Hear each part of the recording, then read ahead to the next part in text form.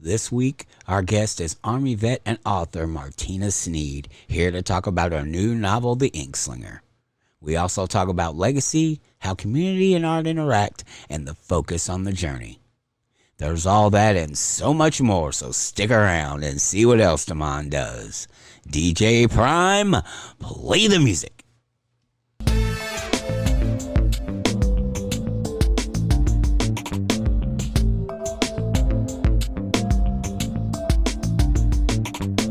Welcome to Damon Does Conversations with Creatives, your nerd space safe place and where you may find your new fave. I am Damon, father of two, husband of one, and leader of this here Demodcast. My next guest is an Army veteran, loves many forms of creativity, and as such is here to talk about her newest creation, the novel, The Inkslinger. Ladies and gentlemen, or wherever you are on the non-binary spectrum, make some noise for the silent inspiration, Martina Sneed. Thank you for that intro. Thank you for having me. Thank you for taking time out to talk to a perfect stranger. How you doing this evening? Absolutely. I'm fantastic. All right, before we get started into the conversation, where would you like to be found on the internet? Everyone can reach me at on Instagram and TikTok at official_MM Sneed. That is official_MM Sneed. And that's TikTok and Instagram? Yes, sir. And that will be in the show notes. All righty. Are you ready to have a creative conversation? I most certainly am. When did you know you wanted to be a writer? I would say it began in 2014. At the time, I was doing a bit of soul searching, trying to figure out my purpose in life. I read an article, and what it said to do was to go back to what you loved to do as a child, which was reading and writing. So at that point, I wrote and self-published my first children's book for my son. So I think it was a combination of a bit of purpose and cathartic expression that led me to it. Tell us about your new novel, The Inkslinger. So The Inkslinger, it's a book that follows Raina Lewis. She's an Army veteran who is a new writer. So she wrote a book about a corrupt government, and she did it to avenge her sister's murder. But when she's gifted an heirloom, which is an ancient pen, it resurrects someone from the past. So at that point, she's getting battles from all sides: the government, the elite wealthy, an immortal cousin who comes back, all while trying to protect history from being erased. That sounds really cool. Yes, sir. Thank you. That sounds really cool. Tag on it. The reason I say that is because I have the pleasure of interviewing indie artists, creatives, such as yourself. And then they tell me about their projects, and I'm like, yet another book added to the be bought pile. Oh, My wife saw something I put on Instagram. It probably may not make the show, but my wife saw something on Instagram that I had retweeted about or whatever about the Inkslinger, and my wife goes, she sent it back to me. She goes, "I need this book." I know that's right. I appreciate that. Thank you. So you may have to come back next time you write the next one. I'm working on it now, so Enough gushing. Back on track. Let me start here. The cover of your book is so striking. Every time I see it, I'm like, I know you're not supposed to judge a book by its cover, but man, is that cover awesome. I may have to go ahead and put some money down. My question to you is, it seems that it was done that way on purpose. Is there a multimedia plan? oh yes, absolutely. The idea of creating the Inkslinger was more than just a book. The idea was to create something that would have a legacy to it. So I wanted to create something that could expand beyond just a book, whether it's comic books, toys for little girls, even adult women, or men too. Whatever I can expand beyond, that's what I wanted to do. Clothing. So that was the idea. It wasn't just to have it as a book only.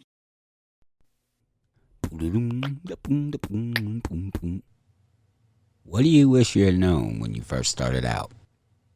One thing I wish I would have known when I first started out is to put more focus on the journey instead of when I reached a goal. Writing, it is constant evolution of learning and growing. So I think just to have the idea that once you publish a book, you're not done, right? So it's just one of the milestones. You have to connect, you have to market, you have to communicate your vision. So I think all these things require constant education. So that's one thing I wish I would have known back then when I first started.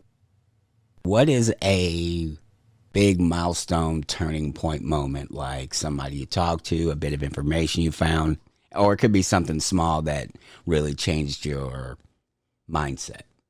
I wrote a novella. When I worked in novella, I really didn't reach out to anyone for assistance. So I think with this book, I was able to actually reach out. And it was important to me to find Black representation as my backing when I had editors. So to actually reach out to Black women who were editors to give me advice on, the things that I needed to change or adjust during the writing process, it helped tremendously. And that was a great turning point for me. Was there a different level of trust because you had Black female editors?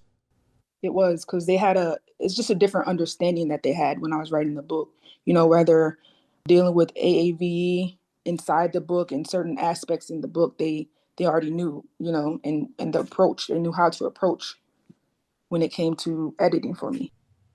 It's good to find an editor, but you don't want someone who's going to change it in a preponderance, right? You don't want someone who's going to change it tremendously and they change the whole story. That's what I didn't want. So they helped me stay on track of how I wanted the book to go, basically.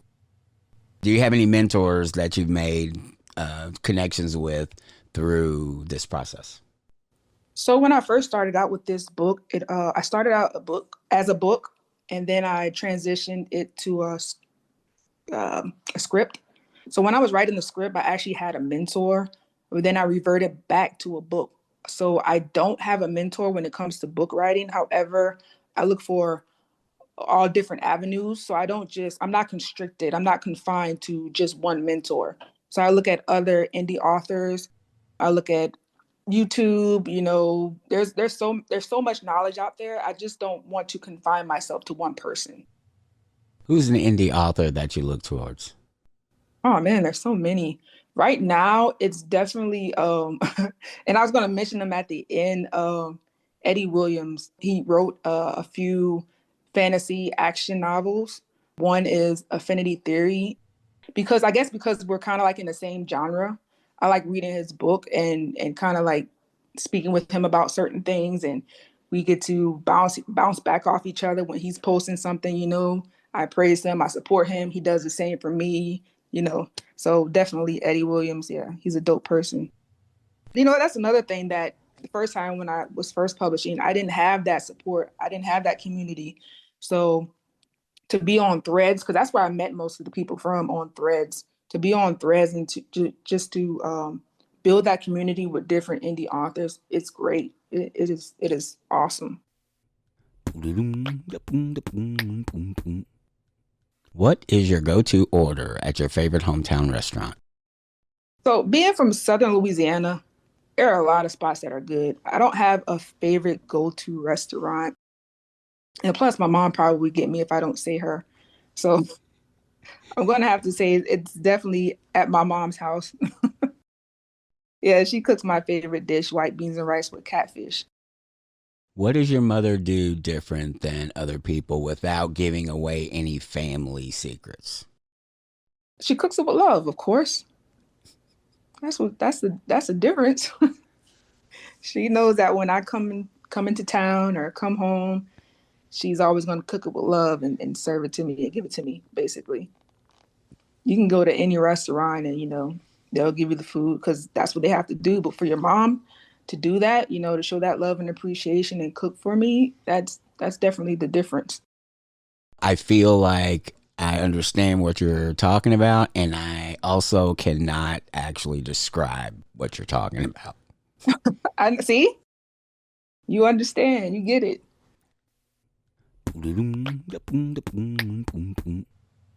What are you curious about? How creativity connects us all. I love seeing how, stories, whether it's movies, music, other forms of art, paintings, things of that nature, how it closes the gap between our communities. It gives us a common ground despite everyone being from different parts of the world. So I'm definitely curious about creativity, how it connects us. Since you've been on your creative journey, what's a surprising discovery that you've made? The different cultures, some of the cultures I have in my book, especially Japanese. I'm learning Japanese, so just to know how there are some things that we do very similarly in the culture. It amazes me, and I'm still learning. So the fact that what I've learned so far amazes me. And I have so much to go. I have so much to learn still, But I would say the same things that we share in different cultures. We look to one another for when done correctly, right? So we look to one another for inspiration in forms of art. So whether it's dancing, painting, you know, Black people, we do it one way, Japanese people might do it one way, but we all inspire each other and we kind of bounce off of that when done, and it's done in a respectful manner.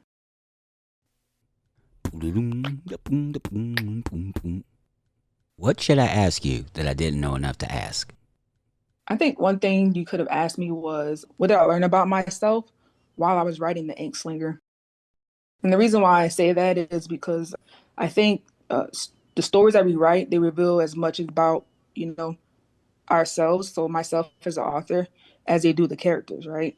So when I wrote my book, it allowed me to extend myself enough grace while I was healing through creating the art. So I think much like the ink in my story, it could be a weapon and it could be soothing when you're creating something. How early in the process did you discover that nugget, or did you know that going in?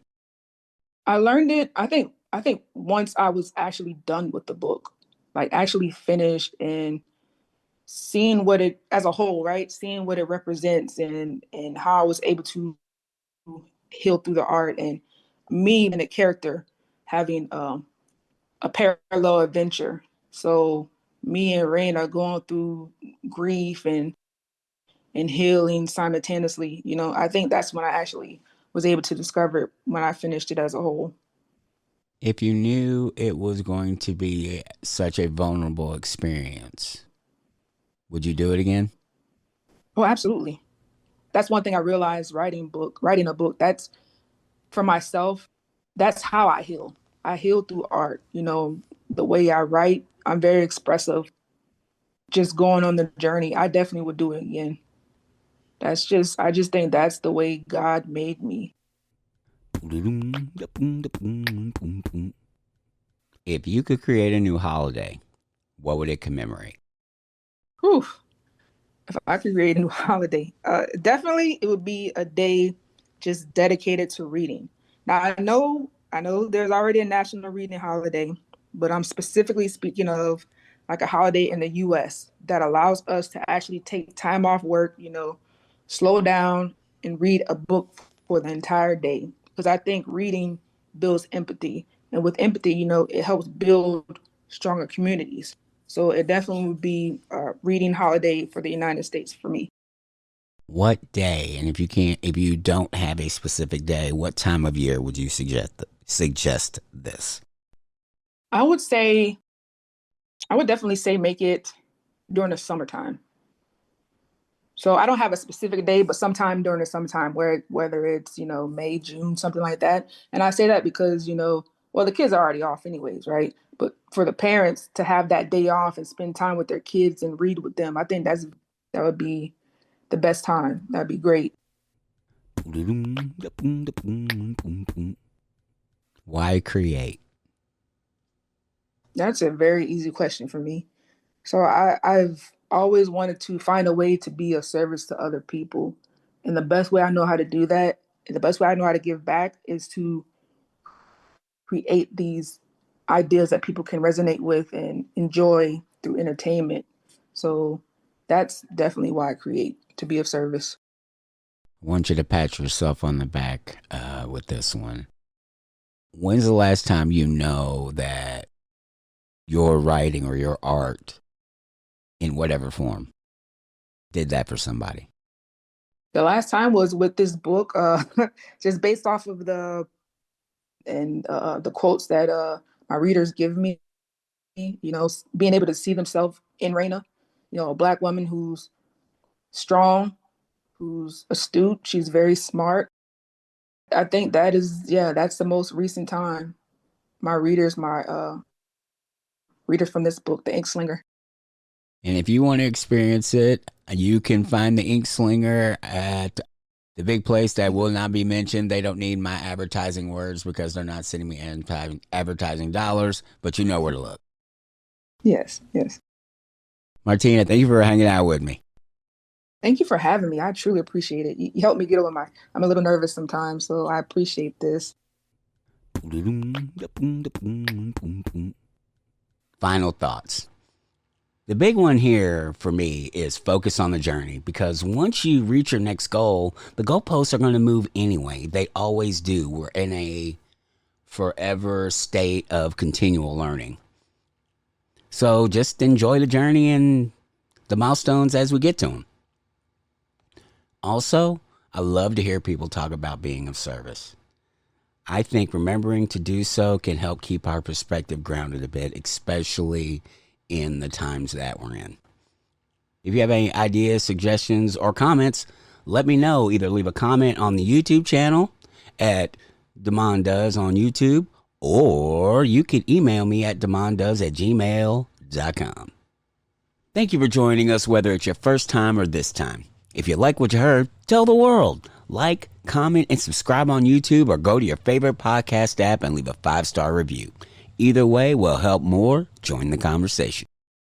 And until next time, see it, hear it, speak it, live.